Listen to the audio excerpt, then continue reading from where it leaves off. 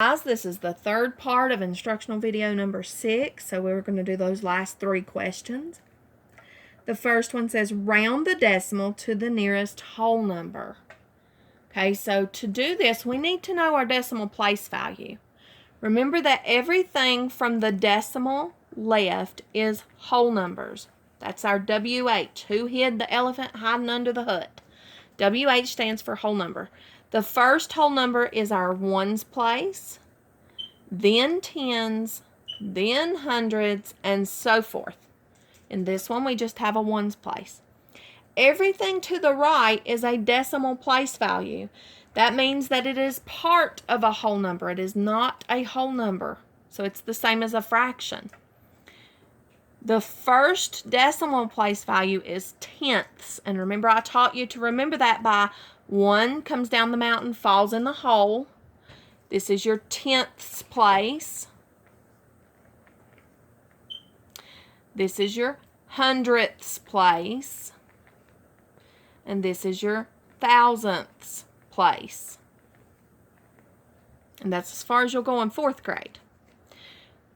The question itself says round the decimal to the nearest whole number.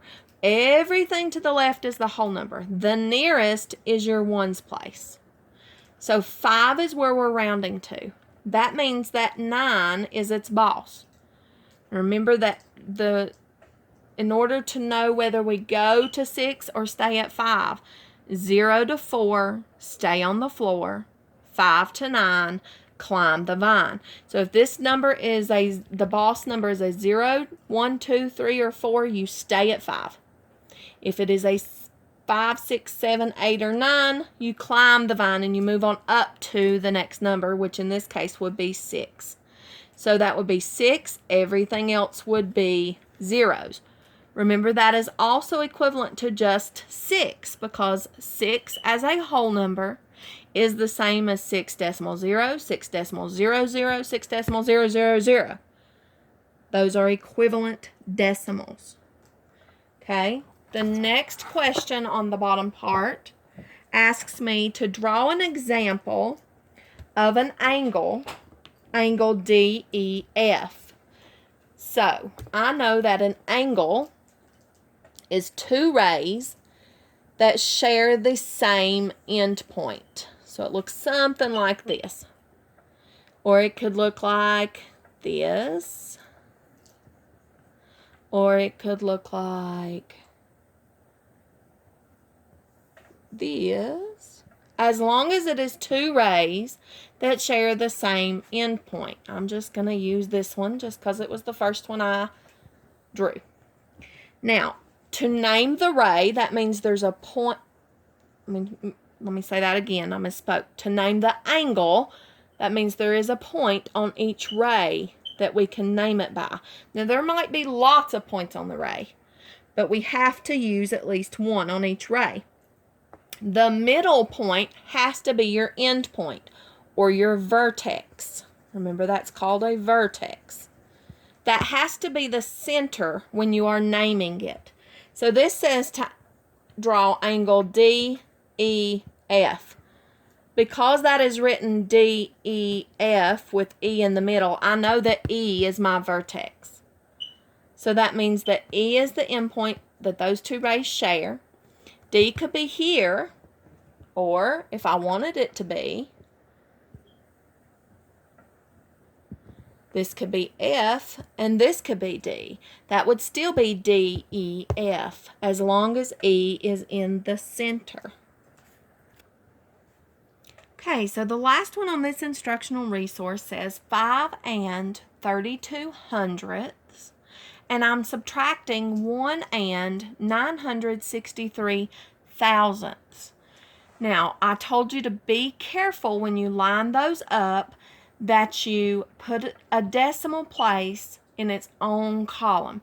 And if those decimals are lined up, then each of your place values are lined up. Your ones are lined up, tenths, hundredths, thousandths. Now, when I get to thousandths, I'm missing a digit. But I can add a digit there that's a placeholder that does not change the value of 5 and 32 hundredths. I can add a 0 there. Now I have 5 and 320 thousandths.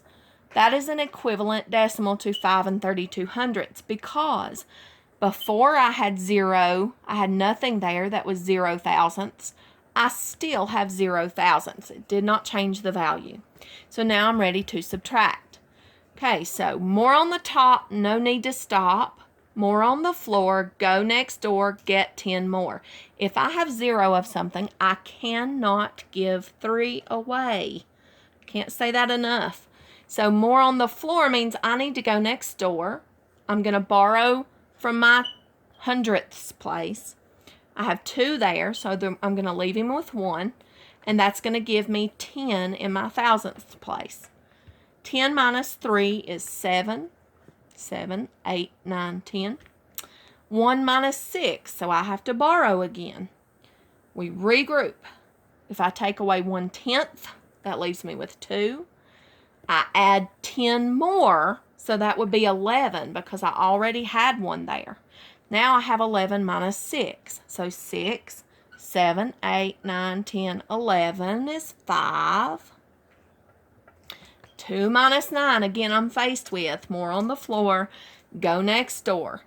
In my whole number, I have 5. If I borrow 1 or regroup 1, makes it 4. 1 whole number equals 10 tenths. 10 plus the 2 we already had is 12. 12 minus 9 is 9, 10, 11, 12. 3. This is my decimal column, so that's where my decimal will come down. And 4 minus 1 is 3.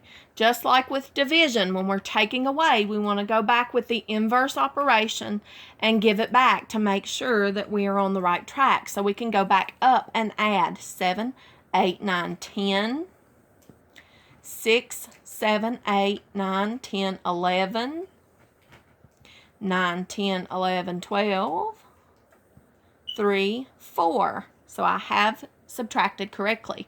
So my difference is 3 and 357 thousandths. That's the difference.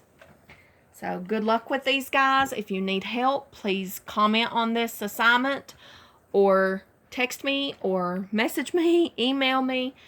We can set up a meet where we can meet online and go through some of these. Love you all.